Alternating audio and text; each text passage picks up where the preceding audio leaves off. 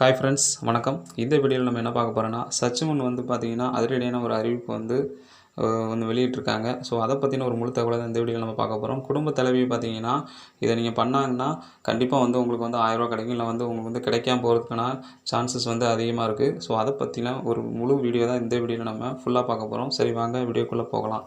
Corona நிவாரண தொகையாக பார்த்தீங்கன்னா, முதல்வர் ஸ்டாலின் அவர்கள் ₹4000 நமக்கு ஒரு ரேஷன் கார்டு வரையும் நமக்கு தாரன்னு சொல்லியிருந்தாங்க. ஸோ அதில் பார்த்தீங்கன்னா, முதல் தவணை நமக்கு ₹2000 தந்துட்டாங்க. 2வது தவணை பார்த்தீங்கன்னா, கலைஞரோட பிறந்தநாள் அன்னைக்கு நமக்கு 2வது தவணை கிடச்சிரும். அதே நாளில் பார்த்தீங்கன்னா, நமக்கு இந்த ரேஷன் கார்டு வைத்திருக்கும் குடும்ப தலைவிக்கெல்லாம் 1000 கொடுக்குறதா சொல்லியிருந்தாங்க. அந்த அறிவிப்பையும் பார்த்தீங்கன்னா, அன்றைக்கே அறிவிச்சிருந்தா அப்படின்னு சொல்லியிருந்தாங்க. கலைஞர் பிறந்தநாள் அன்னைக்கே பார்த்தீங்கன்னா, நீங்கள் குடும்ப தலைவியாக இருந்தால் இதை கண்டிப்பாக கவனிங்க. உங்கள் வீட்டில் ரேஷன் கார்டு இருந்துச்சுன்னா, குடும்ப தலைவராக இருந்துச்சுன்னா உங்களுக்கு கிடைக்காம போகிறதுக்கான சான்சஸ் இருக்குது. ஏன்னா குடும்ப தலைவிக்கு தான் 1000 கிடைக்குன்னு சொல்லியிருந்தாங்க. மாத தவணை 1000 கிடைக்குதுன்னு சொல்லியிருந்தாங்க. ஒவ்வொரு ரேஷன் கார்டு வாரியாகவும். குடும்ப தலைவர்களுக்கு சொல்லலை. உங்கள் ரேஷன் கார்டில் குடும்ப தலைவர், அதாவது உங்கள் ஹஸ்பண்ட் ஃபோட்டோ இருந்துச்சுன்னா நீங்கள் குடும்ப தலைவியை சேஞ்ச் பண்ணணும். சேஞ்ச் பண்ணால் தான் உங்களுக்கு ₹1000 கிடைக்கும். இல்லைன்னா உங்களுக்கு ₹1000 கிடைக்கிறதுக்கான சான்சஸ் கம்மியாக தான் இருக்குது. ஸோ குடும்ப தலைவியாக இருந்தால் ஒன்றும் பிரச்சனை இல்லை. குடும்ப தலைவராக இருந்தால் நீங்கள் குடும்ப தலைவியை சேஞ்ச் பண்ணுங்கள். ஸோ இப்போ குடும்ப தலைவியாக சேஞ்ச் பண்ணுறது எப்படின்னு சொல்லி இந்த வீடியோவில் ஃபுல்லாக பார்க்கலாம். சரி, வாங்க வீடியோக்குள்ளே போகலாம். இப்போ ஃபேமிலி கெட்டை எப்படி சேஞ்ச் பண்ணலான்னு சொல்லி பார்க்கலாம். இதுக்கு பார்த்தீங்கன்னா, டிஎன்பிடிஎஸ் வெப்சைட்டுக்குள்ளே லாகின் என்ட்ராயிருங்க. ஸோ இதனோட லிங்க் நான் கீழே டிஸ்கிரிப்ஷனில் கொடுத்துருக்கேன். அப்படியே ஸ்க்ரோல் பண்ணிட்டே வந்தீங்கன்னா, அதில் பார்த்தீங்கன்னா குடும்ப தலைவர் மாற்றம் செய்யணும் ஒரு ஆப்ஷன் இருக்கும். ஸோ இந்த ஆப்ஷனை கிளிக் பண்ணிடுங்க. இந்த ஆப்ஷனை கிளிக் பண்ணவே பார்த்தீங்கன்னா, உங்கள் மொபைல் நம்பர் கொடுத்து நீங்கள் லாகின் பண்ணுற மாதிரி இருக்கும். அதாவது பார்த்தீங்கன்னா, நீங்கள் ரேஷன் கார்டில் எந்த மொபைல் நம்பர் கொடுத்துருக்கீங்களோ அந்த மொபைல் நம்பர் கொடுத்து லாகின் பண்ணிடுங்க. என்ட்ரு பண்ணதுமே கீழே இருக்கிற கேப்சா கோடை என்ட்ரு பண்ணிடுங்க. என்ட்ரு பண்ணிவிட்டு கீழே பதிவு செய்யணும் ஒரு ஆப்ஷன் இருக்கும். அதை கிளிக் பண்ணி விட்ருங்க. கிளிக் பண்ணி விட்டதுக்கப்புறம் பார்த்தீங்கன்னா, ஒரு ஒன் டைம் பாஸ்வேர்டு வரும் உங்கள் மொபைல் நம்பருக்கு.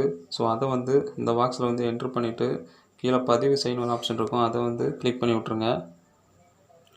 ஸோ ஓடிபி ரிசீவ் ஆயிடுச்சு. ஸோ ஓடிபி இப்போ என்ட்ரு பண்ணிடலாம்.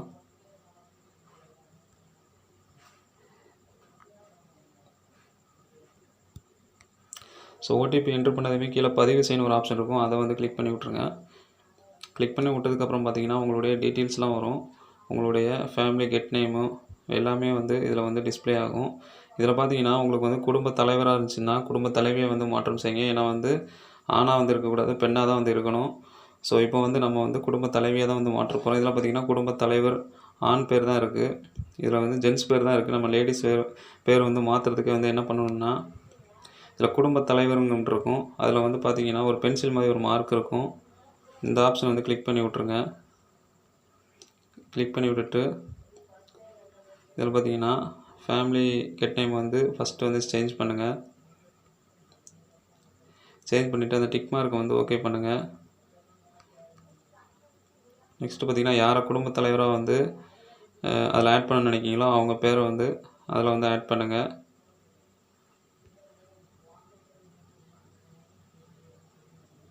So okay.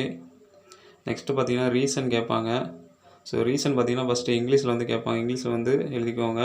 ஸோ நான் கொடுத்துக்கிறேன், due to family head name,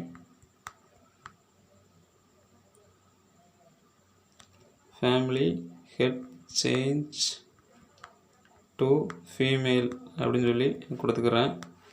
next பார்த்தீங்கன்னா, காரணம் இதே இதை பார்த்தீங்கன்னா நம்ம தமிழ்லேயே எழுதணும். குடும்ப தலைவியாக மாற்றம் செய்கிறேன் அப்படின்னு சொல்லி கொடுத்துக்கோங்க.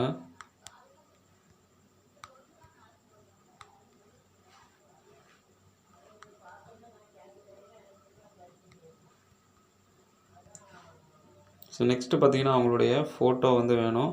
ஃபோட்டோ பார்த்தீங்கன்னா 5 MBக்குள்ளே இருக்கணும். ஜேபக் ஃபைலாக இருந்தாலும் சரி, ஜேபிஜி ஃபைலாக இருந்தாலும் சரி, பிஎன்ஜி ஃபைலாக இருந்தாலும் சரி. ஸோ ஃபஸ்ட்டு பார்த்தீங்கன்னா, நெக்ஸ்ட்டு ஃபோட்டோ என்ட்ரு பண்ணுங்கள். இதில் பார்த்தீங்கன்னா, பதிவேச்சுன்னு ஒரு ஆப்ஷன் இருக்கும். இதை கிளிக் பண்ணுங்கள். கிளிக் பண்ணி அவங்க ஃபோட்டோ எங்கே இருக்குன்னு சொல்லி அந்த ஃபோட்டோவை அப்லோட் பண்ணுங்கள். ஃபோட்டோ செலக்ட் பண்ணிக்கோங்க.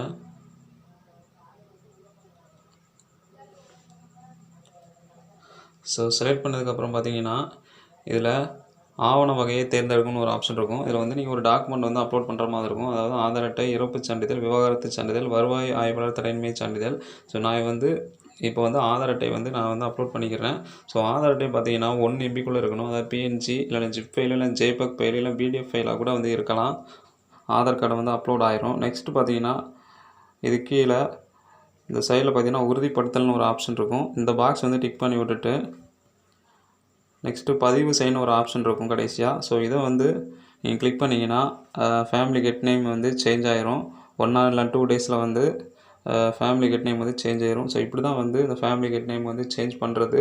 ஓகே ஃப்ரெண்ட்ஸ், இந்த வீடியோ பிடிச்சிருக்குன்னு நினைக்கிறேன். பிடிச்சிருந்துச்சுன்னா ஒரு லைக் பண்ணுங்கள். இந்த வீடியோவில் எது டவுட் இருந்துச்சுன்னா கமெண்ட் பாக்ஸில் தெரிவிங்க.